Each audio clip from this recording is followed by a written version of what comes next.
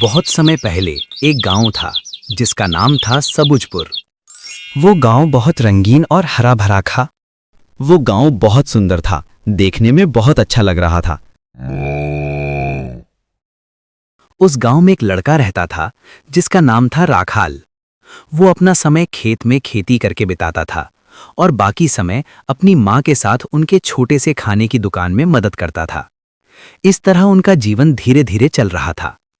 राखाल को जब भी समय मिलता वो गांव के एक छोटे से तालाब में मछली पकड़ने जाता था।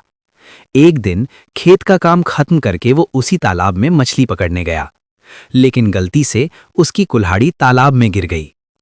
अचानक तालाब से एक अजीब देवता प्रकट हुए। उन्होंने राखाल से पूछा,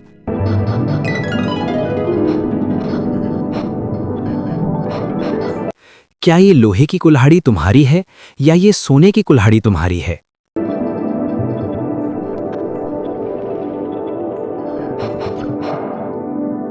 राखाल ने ईमानदारी से जवाब दिया कि लोहे की कुल्हाड़ी उसकी है। देवता उसकी सच्चाई से खुश हो गए और उसे दोनों कुल्हाड़ियां इनाम में दे दीं। फिर वे वापस पानी के अंदर चले गए। राखाल दोनों कुल्हाड़ियां लेकर बहुत खुश हुआ और घर की ओर लौट गया।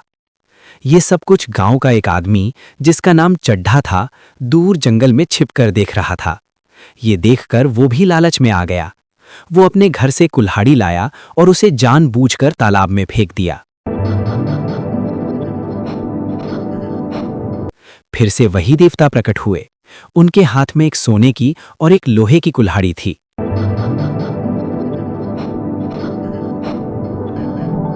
उन्होंने चड्ढा से पूछा, इन दोनों में से कौन सी तुम्हारी है? चड्ढा लालच में आकर बोला कि सोने की कुल्हाड़ी उसकी है। देवता उसकी झूठी बात समझ गए और नाराज होकर दोनों कुल्हाड़ियां लेकर वापस तालाब के अंदर चले गए।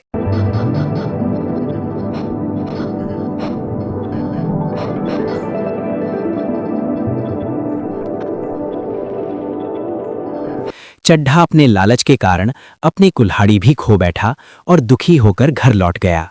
दूसरी तरफ राखाल अपने माता पिता के साथ खुशी खुशी रहने लगा। उसने देवता द्वारा दी गई सोने की कुल्हाड़ी बेचकर एक बड़ा खाने का होटल खोल लिया। इस कहानी के माध्यम से हम समझते हैं कि सत्य की जीत होती है, झूठ की हार होती है।